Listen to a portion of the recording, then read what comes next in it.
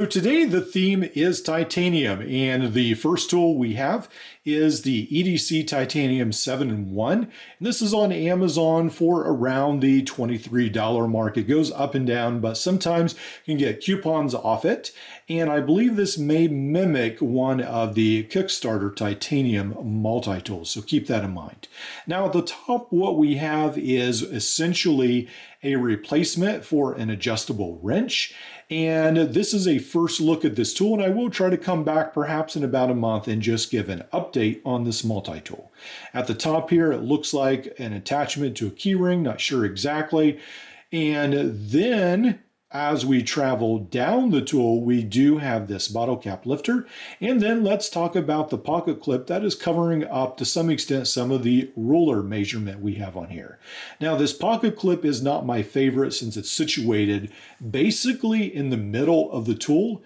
And so when you set it in the pocket, all this sticks out of the tool. So not a huge fan of that. I feel like on such a small tool to have the pocket clip situated so low, it's just not great, and it sort of wobbles in the pocket. So I actually, even though I love pocket clips, I actually prefer to just keep this in the bottom of my pocket and use as needed.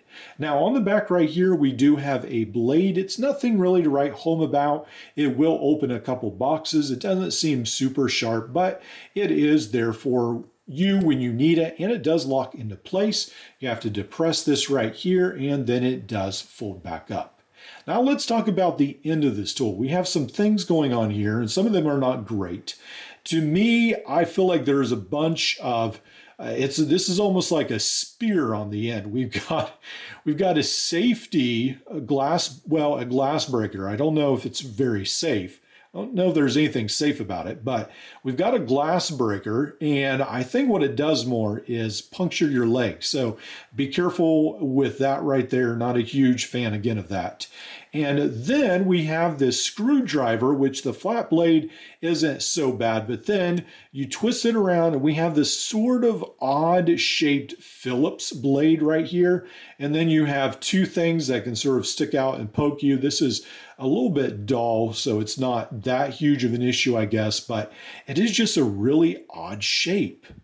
So it doesn't seem to be a very normal Phillips screwdriver. I suppose they've taken a Phillips and ground off the end to some extent, is what it looks like. So that's a little different. So this tool in all, I don't have huge high hopes for it. I thought it was fairly interesting, and now I'm sort of regretting my purchase, but I'll give it a month or so and I'll see if this comes in super handy.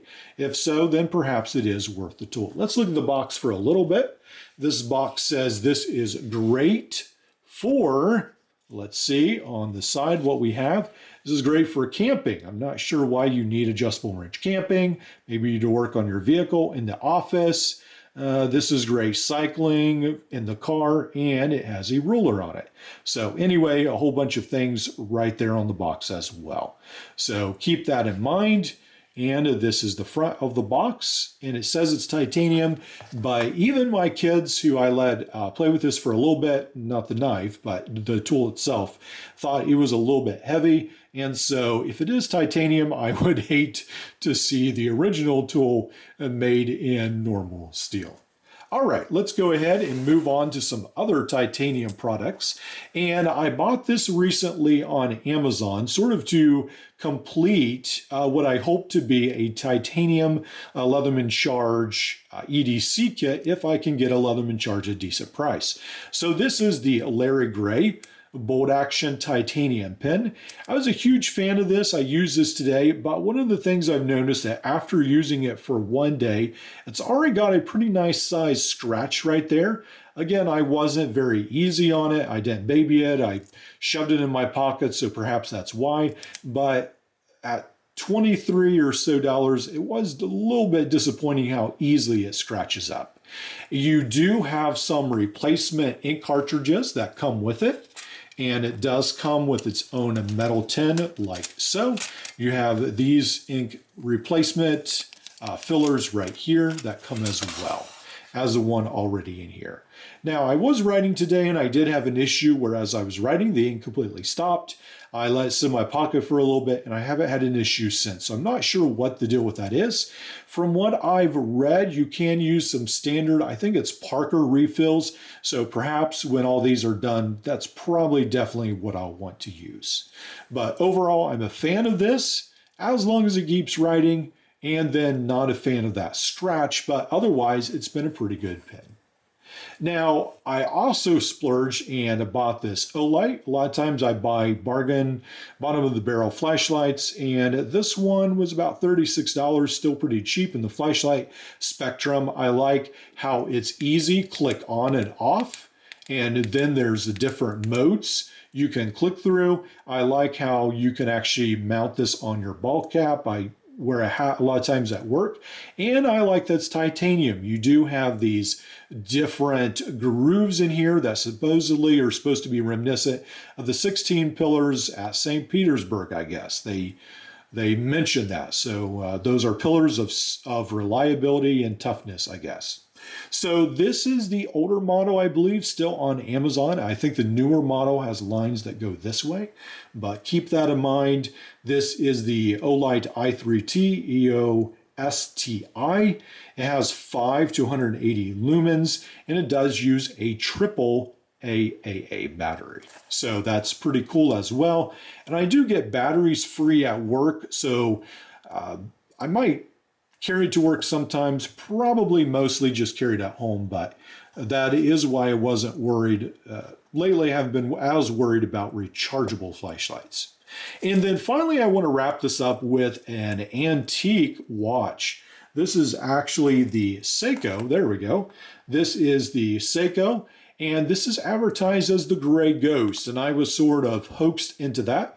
The Gray Ghost, as I understand it, is a diver watch, and so this has the same bezel as the titanium Seiko Gray Ghost diving watch, but this is a chronograph watch. So this is actually, I think it's maybe in the Speedmaster line. This is the 7T32-6G30, and this came out in 1994.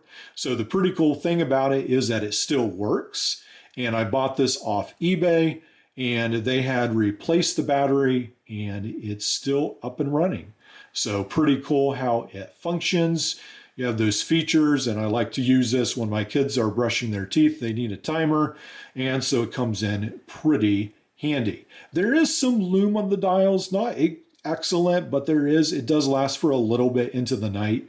So it is pretty cool, this watch, and pretty excited to keep wearing this. This is very, very light. So this definitely feels like titanium should feel. Very, very lightweight, and it's just hard to believe how lightweight this is actually. But I know you can buy a lot newer Seikos. I actually spent $100 on this, probably a little bit too much, but I have to say that the quality on this really surprises me for being as old as it is, how good it still is. Right, I hope you've enjoyed these. Let me know what your favorite titanium tool is, and I'll see you in the next video.